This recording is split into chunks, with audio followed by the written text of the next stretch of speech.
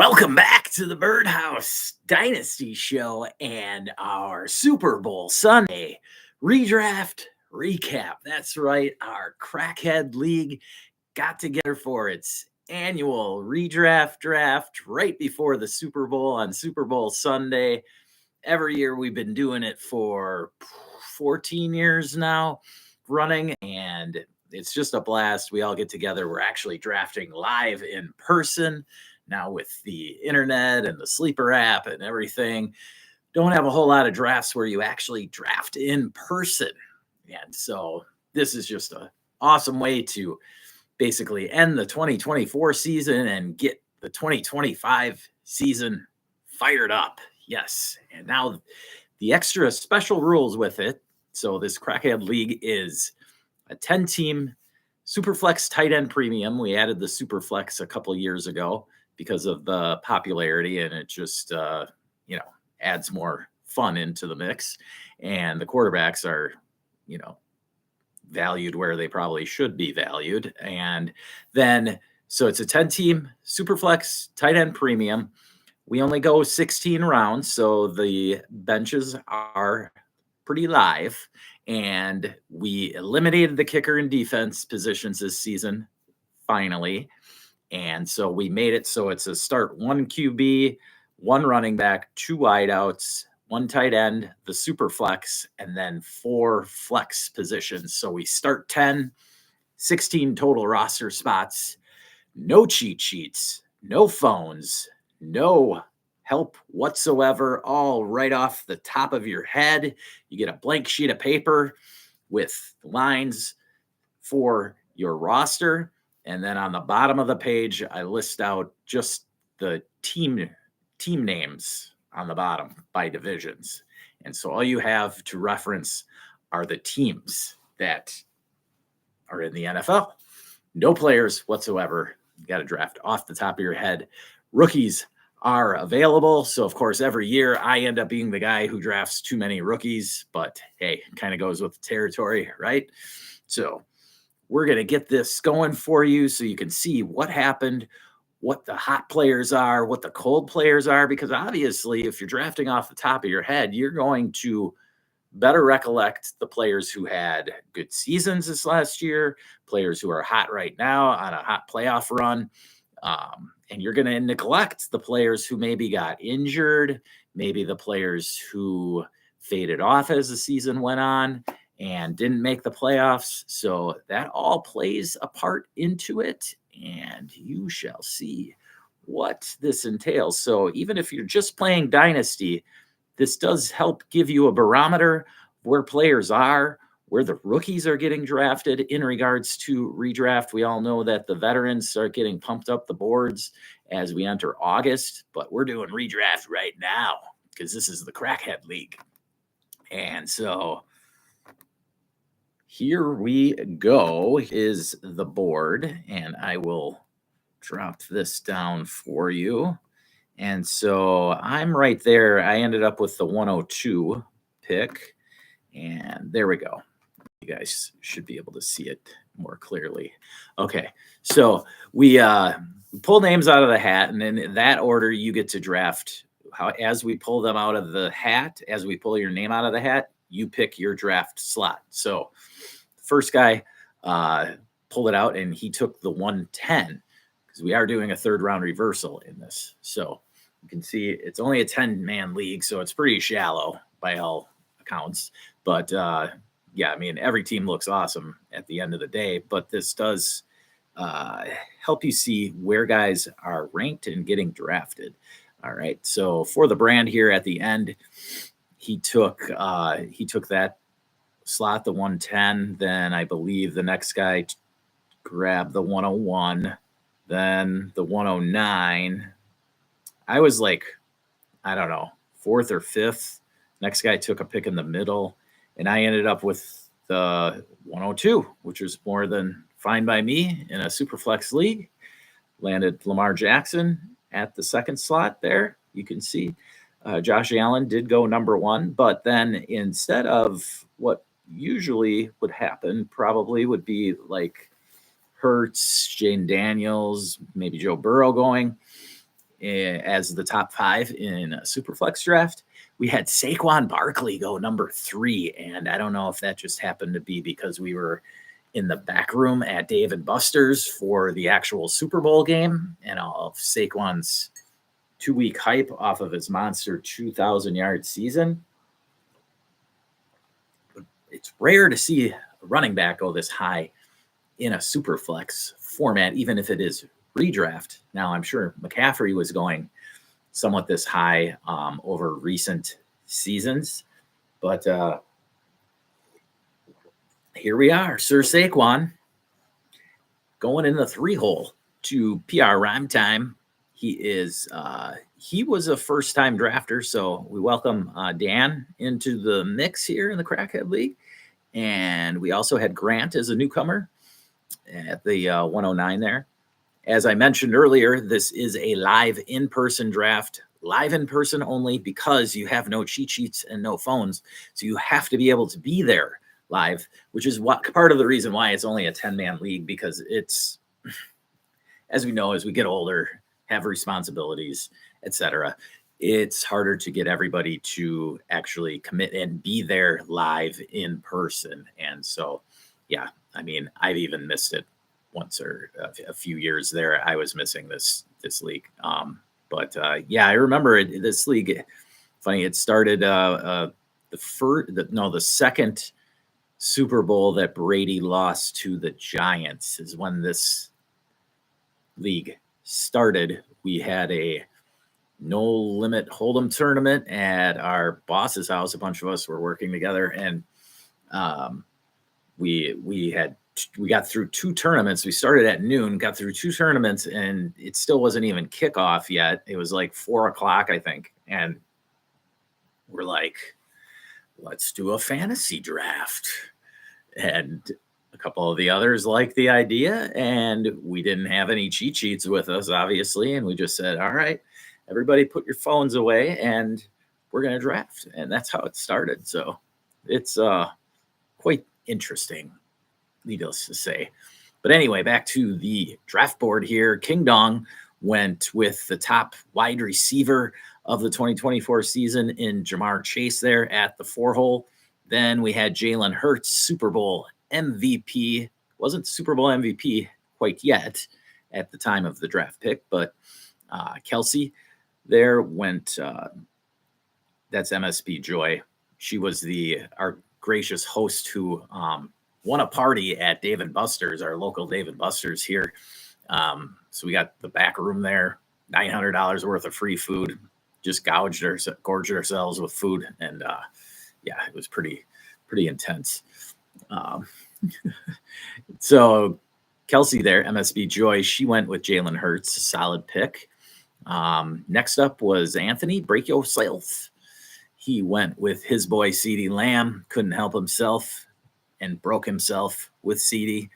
Then Mark went Jaden Daniels with a great pick there at the 107. Next up, we went back-to-back running backs, Havdi and Grant there with Bijan and Jahmyr Gibbs. So we had 3 running backs go in the first round. Can't remember the last year we've had this happen. Not that they're bad picks. I don't think necessarily, especially redraft. But yeah, it's, off of the big running back season of 2024, expect to see more of this in your upcoming redrafts. I know it's not redraft season yet, but this is just a good barometer of where people feel players' values are. Now we had, after that, Brandon at the very back end of round 1 there, you can see went back-to-back wide receivers, landing Justin Jefferson and Puka Nacua.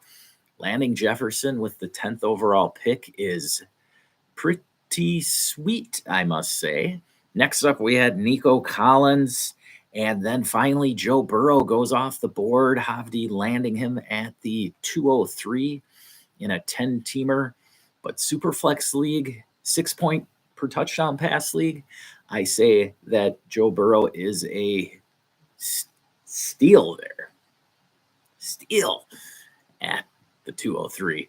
Next up, we've got, Malik Neighbors and Brian Thomas Jr., back-to-back rookies from the 2024 season, both having monster years. And so I can't blame them going for, right in the middle of the second round there. After that, we had Brock Bowers go. Bowers, you could have argued, going earlier in a half-point tight end premium league. So solid pick there. Then we had Derrick Henry go off of his 1,900-yard season, first year in Baltimore, over 2,000 yards if you count the playoffs. So the King still got it, and I don't think that's necessarily a bad pick right there. I mean, who's going to argue against Henry putting up another 1,400, 1,500 yards at least with another double-digit touchdown season, barring injury? This guy's going to play till he's 40. No, I mean, I don't think he'll play that long, but Henry, dude, the guy's just a different type of human being, if you can call him that. And we all know that. And so I'm a Henry supporter. And if you watch my content, I'm all for contenders trading for Henry at a decent price. Don't throw 2 first rounders at him. But the interesting call this offseason will be just how high would you go in the first round with draft capital to throw at Derrick Henry? Like, would you go the 106? Would you only do a late first? I don't think you're going to get him for 2 seconds. You might have been able to get him for 2 seconds last year, but now with him showing out in Baltimore, and Baltimore obviously having a better offense than Tennessee did in his last couple of seasons there, I think Henry is more than a solid pick in the later second, early third round. You can't really go wrong there. I mean, it's going to be pretty much money. Again, Derrick Henry there. Next up, we had Michael Penix Jr. going at the 208 to P-Rhyme time. And I'm guessing, so this was a newer guy. I don't hate the pick of Michael Penix. Now, could he have waited? Yes. But if you really want Michael Penix, all this is saying is that you're going to have to go out and get him, because whoever owns him, right? Let's say they drafted him last year in the second round. They now are sitting on gold. Like, they feel like, all right, I should be getting a first plus for him back. Just line up Penix versus some of the other rookie quarterbacks coming into this season, Cam Ward, Shadur Sanders, and now Jackson Dart, right? I'd take Penix over any of those guys. Not only does he have more experience, I know he only started 3 or 4 games, but it's still more experience. He was very seasoned in college football. But on top of it, the weapons. He's got Drake London. He's got Kyle Pitts and Darnell Mooney. Say what you want about Kyle Pitts, but he's still a weapon, right? He's still tough to guard, okay? And then Bijan in the backfield has a great running game, along with Algier. So, Penix is set up for great success this year. I don't know that I'm picking him as a 6th quarterback off the board, but, it's hard to argue with the way Mahomes played this past season, stats-wise, right? So, I don't know. I would have picked him a round or 2 later. I don't hate Michael Penix. I'll put it that way.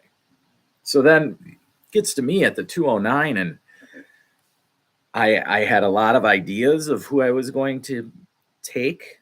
I was figuring I would be able to get I would be looking at maybe Brian Thomas, maybe Bowers would slide, but most likely I'd be looking at a running back like Derrick Henry, or maybe McCaffrey, Devon Achane. Those were the types I was looking at. And then also contemplating, if I would be the first one to take a rookie pick. well, you're not picking the rookie pick. You're actually taking the rookie. We have no idea where they're landing, but you still pick the player. So anyway, but Amon-Ra was sitting there like, this dude's he's been a perennial first round pick the last couple of seasons. And so, or at least early second. And so I just scooped up Amon-Ra and solidified a nice solid wide receiver 1 on my roster there. Then the DeLorean, who started off with Josh Allen, went with Patty Mahomes. The DeLorean was the lone Chiefs supporter at this Super Bowl party we had going. Unfortunately for him, let's just say this, he decided to leave at halftime. The poor guy put a big, just a $20 parlay down months and months ago on the Dodgers, Buckeyes, and Chiefs winning it all, and it was going to pay him out just an asinine amount of money. So of course he's got to be rooting for the Chiefs, but the rest of us were all, as painful as it was for me to do, we were rooting against the Chiefs. I can't even say that I was actually rooting for the Eagles. I was just literally rooting against the Chiefs. Not that I hate any Eagles players. It's more so just the fans. Yes. Now, that not all fans, because I have relatives that are Eagles fans, and they're not bad people. So don't get it wrong if you see this out there. Anti-buttons. Okay. All right. Next up, we have the third round. And again, it was a third round reversal. So we're back over to the right-hand part of the board here.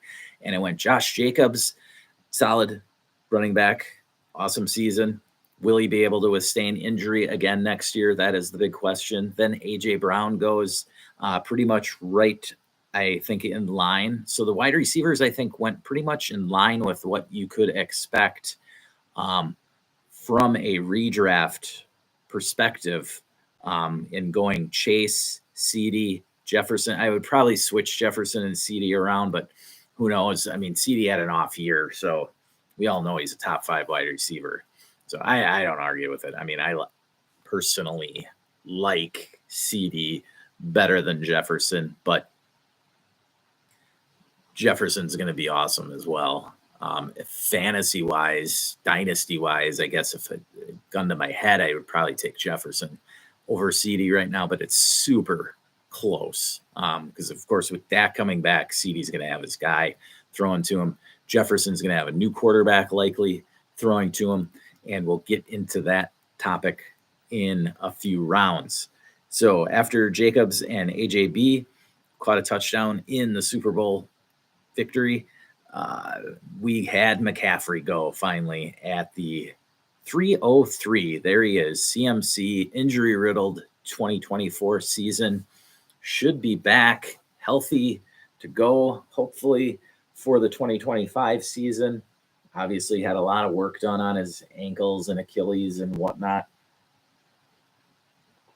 But I'm sure all of you Dynasty owners out there, very cautious and paying attention to every news break on CMC. So I like him going into 2025. The Niners are the most prime candidate for a bounce back offensive season next year. They dropped from 3.5 touchdowns a game down to 2.5 touchdowns a game. I was just looking at my numbers, putting together my touchdown per game chart for teams, and this will be in an upcoming episode where I break down the teams that lose an offensive coordinator versus the teams that go out and are actively getting the offensive coordinator. So on one hand, like who's the best example? Okay, so in Tampa, right? Liam Cohen. Tampa didn't decide to get rid of him, right? He left, went to Jacksonville. So now Jacksonville has a good opportunity to bump up because they're going to have a new offensive coordinator, new offensive scheme. So those situations tend to improve. on the touchdown per game aspect. Whereas when you lose your offensive coordinator, you tend to fall in touchdown production. Now, last season, I was looking at Tampa and I was a little leery, right? Because we had lost Dave Canales to Carolina, but and Liam Cohen came in, and we actually increased our touchdown production versus 2023 into 2024. But that's rare. I will say that is very rare, and you will see that in the chart that I show you when I have that video out. Probably next week. You'll look forward to that. And what it does is give you a good perspective as to what teams. It can help you decide which teams to sell players from and buy players from, basically. All right, so enough about that. After McCaffrey at the 304, we had Tyreek off of his down season. Mark is a buyer. So I don't know if we had actual player lists that Tyreek would be going this high, but we'll see as the offseason progresses and we have more news and updates on Tyreek's status. I don't think he's retiring, but we'll see. I don't think he's going to get traded either. It's just off the cuff what I feel right now. I don't think he'll get traded. After that, Drake London and Ladd McConkey, I think, were drafted pretty much in line or where they will go. Ladd McConkey, I was surprised went this at the 306 a little, just because he seems like the type of profile player that would fall in this format where people would kind of forget about him, but not Kelsey. She jumped on Ladd right there at the 306. Next up was Terry McLaurin, Kyle's guy. I know he likes TMC there, so can't blame him. Next up, we had Davante Adams at the 303. I believe a little bit of a reach there. Then it was on me, and it was time. I had to jump on the guy. The 101 in most of our Dynasty rookie drafts coming up in May, Ashton Jeanty, running back from Boise State. No clue where he's going to end up. Could get smoked and he ends up with the Raiders, but hey, with the Raiders, he's going to get all of the opportunities. Could go to the Cowboys, could go anywhere else, who knows? But I'm taking the risk on this generational type running back. You can see back here, we got the jersey from Mojo. Mojo Forever donated his Tomlinson jersey for a month. The winner of our 53-man Dynasty League franchise fantasy football 53-man league, Mojo. Congrats to you. Thanks for the donation. I'll be giving you a shout out probably every show. I'm going for a month, so you're going to enjoy it. All right. Anyway, that's what I'm hoping for Ashton Jeanty kind of season that LT put together. I think he had, 100 catches in his rookie season. So, yeah, LT was just a beast. For those of you who didn't play during that time, yeah, I feel for you because LT was just on a different planet. Like, if you didn't have LT on your team, you knew you were playing behind the 8 ball. So in a 12-team league, one dude was like basically penciled into the championship game, and then everybody else was fighting for the other spot. That's how dominant this guy was. I mean, he was going 101 in Superflex drafts. He was so good. Trust me, just go look at his numbers that he did from like, 2002 through 2006 or 7. Look at those years, especially his first 5-6 seasons in San Diego. Yes, it was San Diego at the time. Anyway, back to the draft. The DeLorean was up, and after grabbing Allen and Mahomes to start, he went and grabbed a wide receiver running back combo in DK Metcalf and Kyren Williams. Just shows where DK is at. Some people are down on him based off of his kind of rough second half of last season. I'm not personally that down on him, so DK goes there at the 310. Kyren Williams at the 401. Back to me here, and I couldn't let Devon Achane, the PPR monster, slide anymore, and so I scooped him up. Mike Evans went next there at the 403. Then we had Chase Brown going at the 404. Bucky Irving after that at the 405. JSN at the 406. Jonathan Taylor at the 407. Taylor, not a bad grab there, but I mean, you look at the running backs ahead of him. He's right in the mix there. JT seems to be sort of slipping in the public perception there. Next up, we had Trey McBride go, the second tight end off the board. James Cook, hot off of his monster. What did he have? 19 touchdowns this year, if you include the playoffs. We'll see if he can replicate that next year. And then for the Brandon here, back-to-back QBs on the turn of the 4th and 5th rounds in CJ Stroud and Kyler Murray. So this is at the point here. So we had, the top quarterbacks in Allen, Jackson, Hurts, Daniels, Burrow. Then Mahomes and Penix go. And Penix, I would think, this is where he would, in my personal rankings, slide in. Somewhere around Stroud, Kyler, Baker, Love, Purdy, and Nix.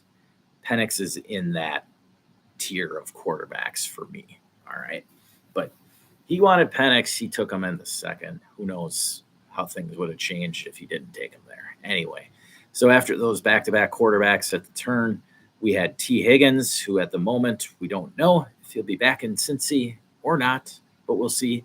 Marvin Harrison then at the 503.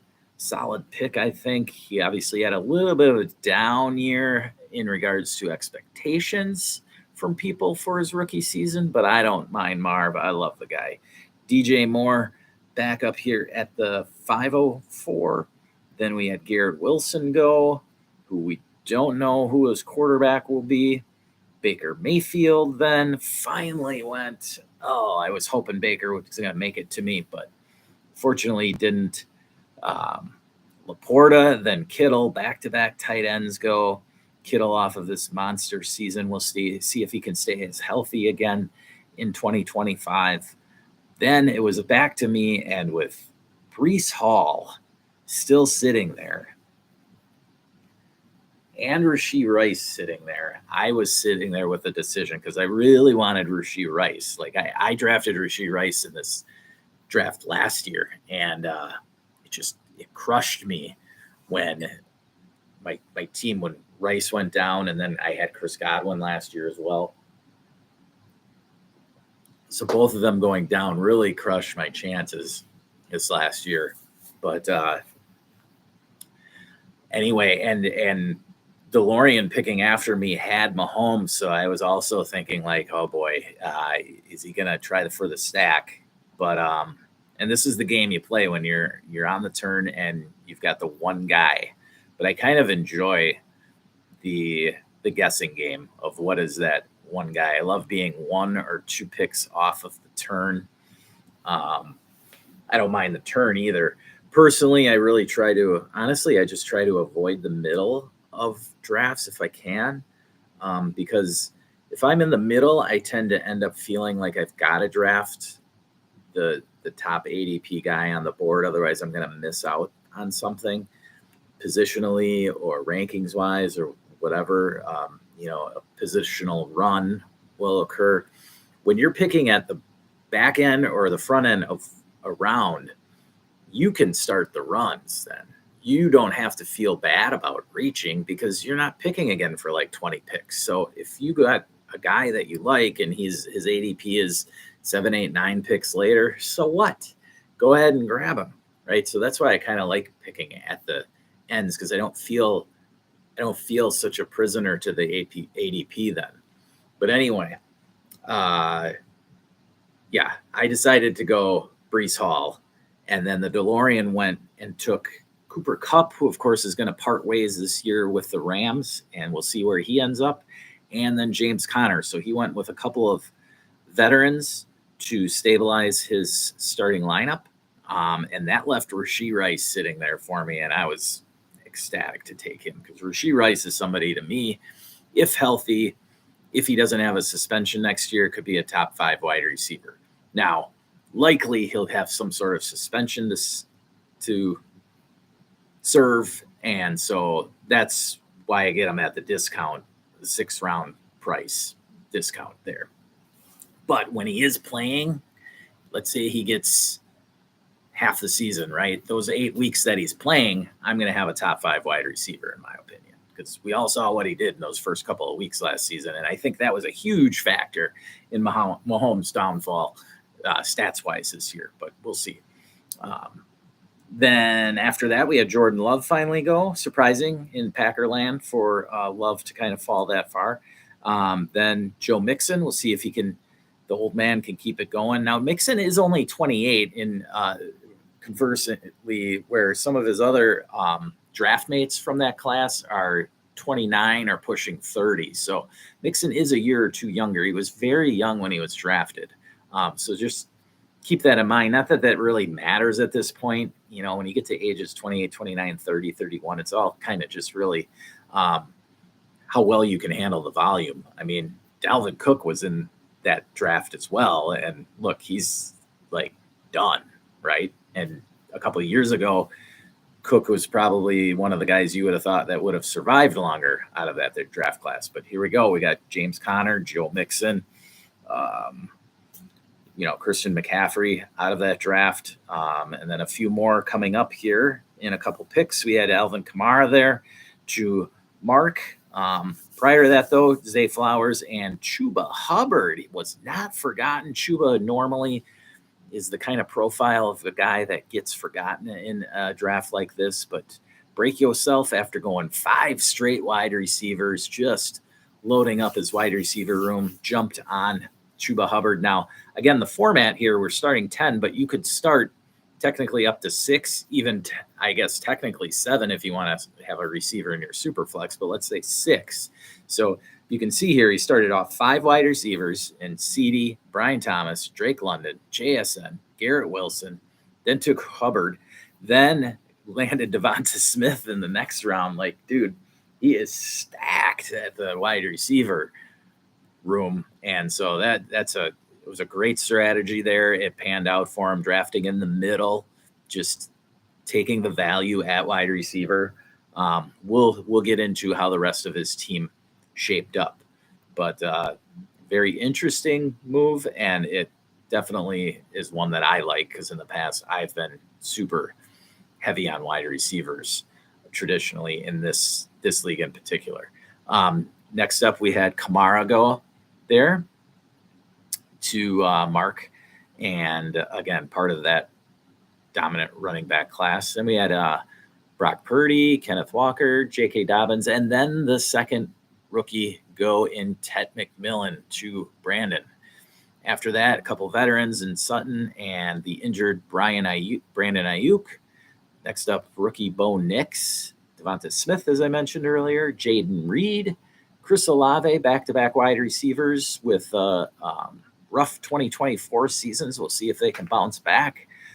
Aaron Jones, who at the moment is technically teamless, but could be back in Minnesota. Again, he was part of that 2017 running back class. And then I had Roma Dunze sitting there, and I didn't know if the DeLorean was going to take Godwin on me or not. And I just like Roma Dunze's prospects. Better than Xavier Worthy, better than George Pickens. Like, he's got the young, good quarterback. Even with DJ Moore there, I think that Caleb Williams will only sling it more this upcoming year. So I was more than happy to jump on the Roma Dunze bandwagon here.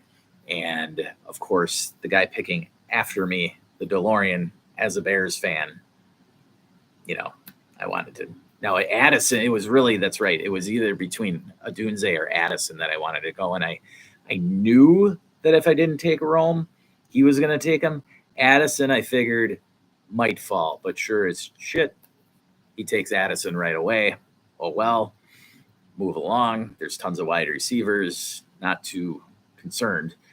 Then he takes Dallas Goedert. Little interesting pick there. I thought that was a little early on Goddard. So then Godwin was sitting there for me, and of course, I couldn't help myself. I personally think the Bucs will do everything they possibly can to bring Godwin back to the team this year, and that's what I hope happens. I know that Godwin loves playing in Tampa, so I don't think he wants to move anywhere His family's there. They just had a newborn. Like, he's well involved in the community. I don't think he wants to play anywhere else, but we'll see. You never know. Negotiations can get tough. And so hopefully he's back. But it definitely leaves, I think, not as much Godwin, but I think it leaves Jalen McMillan's value status in limbo more so than Mike Evans or Chris Godwin in relation to Godwin's contract. All right. Anyway, after that, Xavier Worthy, who had a monster Super Bowl game stats-wise.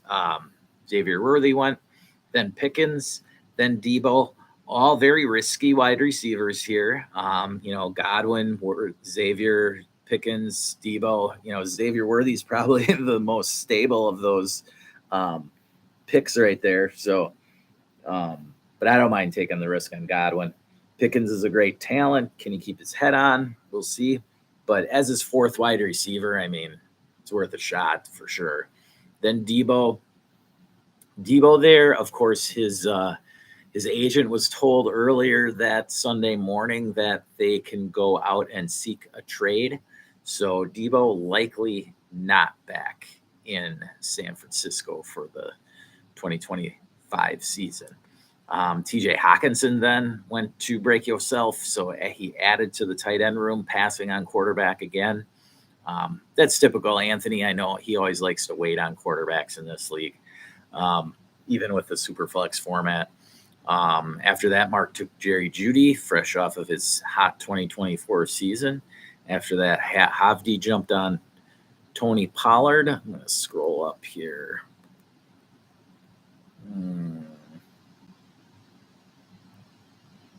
Let's do this.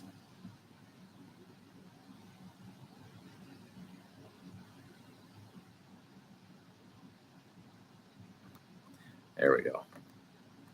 Okay, now we can see till the end. Again, it was only 16 rounds, so that's why I'm going over every pick, because it really doesn't take that long, and it's a worthwhile exercise, especially now this back half of the draft, to see which guys actually got taken, where the rookies fell, etc. So after Pollard, then it went Brian Robinson from Washington, then Cade Otton a little bit earlier than I would have thought, Jalen Waddle, then Jonnu.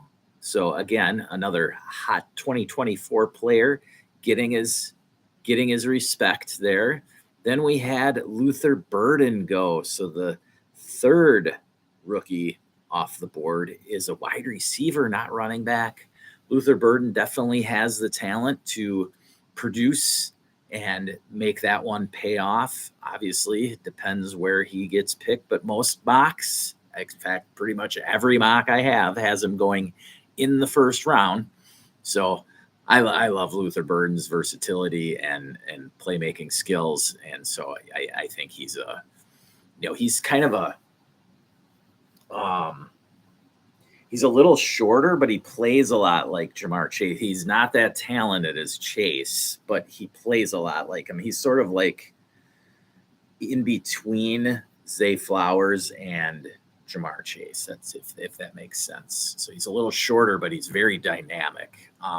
And he doesn't rely on just flat, straight speed like Xavier Worthy. He's a little more bouncy, a better route runner than Worthy, I would say. So it's kind of what I feel about Luther Burden right now. Mark Andrews then went off the board. So Mark, not afraid of the drops in the championship game. After that, break yourself, went with old David Montgomery, then Isaiah Pacheco, who obviously has seemed to grow out of favor. Maybe the injury still was just lingering with him, but we'll see what Kansas City does with their running back room this offseason. Should be very interesting. After that, Tyron Tracy, not forgotten there by King Dong. King Dong grabbing a couple of, Chase Brown and Tyron Tracy, two guys who typically in this league would have maybe gone later. But I think they were drafted kind of where they deserve to be drafted. But it's also it also deserves noting that, these teams, it's not like either of those dudes have high draft capital, and high draft capital tends to lead to teams being more loyal to them, I would say, in regards to whether they'll draft another running back or not. But there's so many running backs in this rookie class that I see both of these teams probably drafting a running back. But we'll see. We got the combine coming up, and then another month or two, so it's not till the end of April, the draft. After that, we got back-to-back rookies in Travis Hunter and Omarion Hampton. So Travis Hunter going as the, third straight rookie wide receiver taken. So after I took Genty, then McMillan, Burden, and then Hunter go, then I grabbed Omarion Hampton. So now we got 5 rookies off the board. After that, Travis Kelce gets scooped up and Michael Pittman by the DeLorean, and it rolled back to me. And with Justin Herbert still sitting there on the board, I just couldn't help myself. I was trying to hold off on my second quarterback as long as possible, but Herbert I just see as such a solid player, and who's to say, even with Greg Roman running the strings there with the Chargers, I think they may even pass the ball more this next season. But who knows? We'll see what they take in the first round this year. And after that, we had the injured Stephon Diggs taken. So we'll see if he bounces back next year. Not sure where he will be playing, actually. I don't know that his contract, I don't know that he's actually signed with Houston for another year yet. So he might be able to go anywhere he wants. I still think he could play.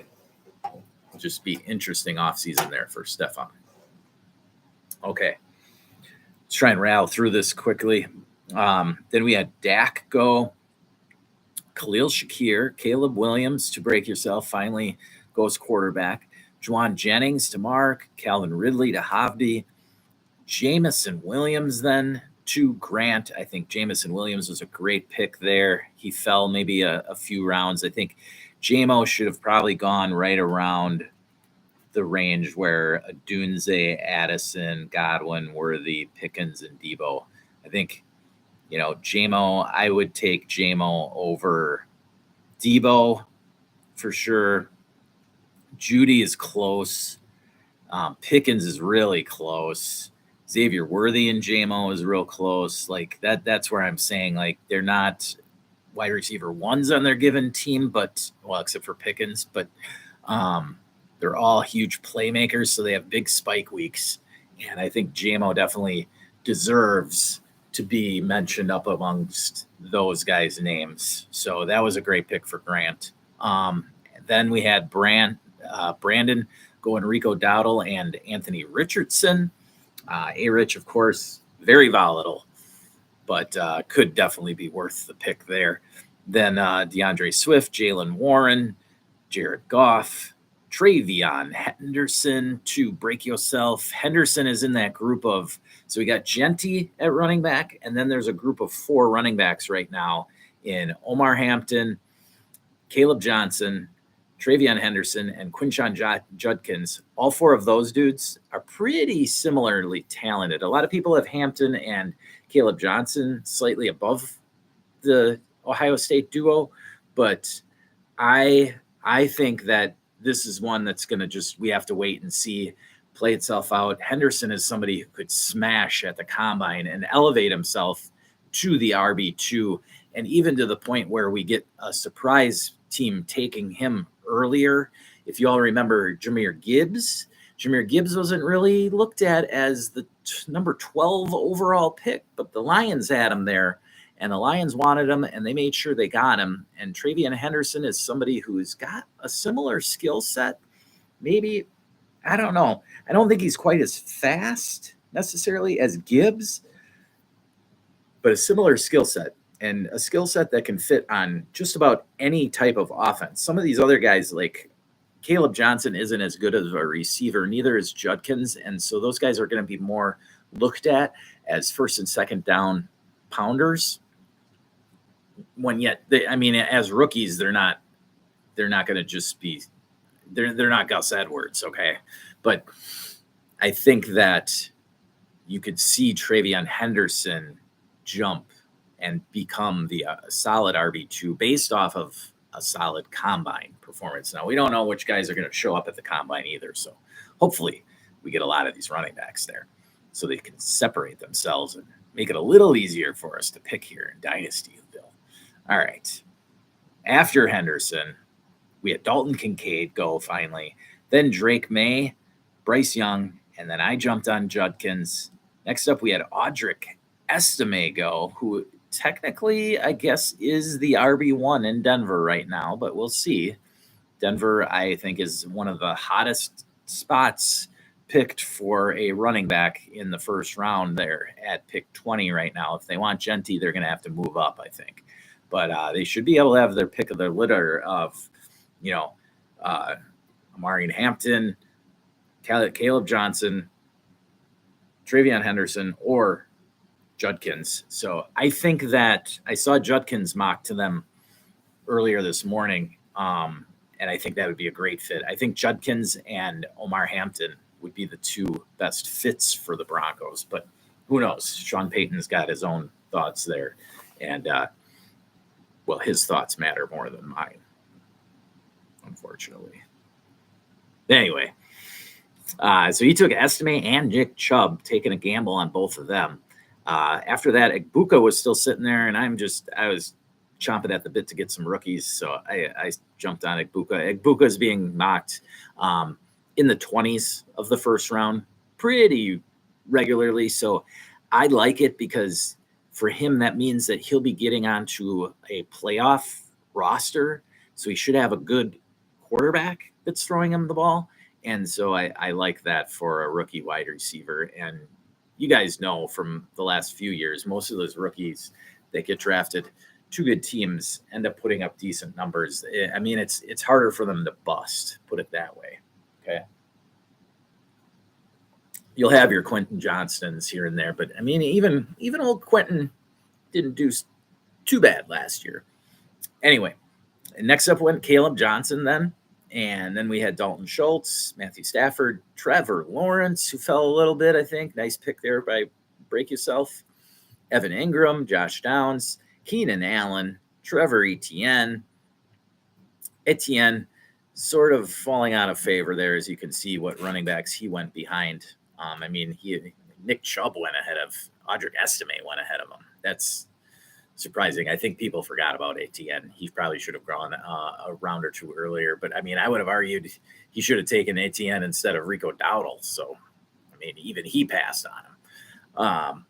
Then he got Kyle Pitts there. Of course, obviously, it could happen one of these years. Evan Engram bounced back out of nowhere. And Kyle Pitts is pretty similar to what Evan Engram was, right? Pitts is even more talented. Then we got Darnell Mooney going. I like that pick from Grant. I was hoping Mooney was going to make it all the way back to me, but not so much. Then the injured Christian Kirk, good pick. Rashid Shaheed, injured, good pick. Mondre Stevenson, Tyler Boyd, Tyjae Spears, Tyler Conklin. I landed Najee Harris, who I felt was falling a little bit too far.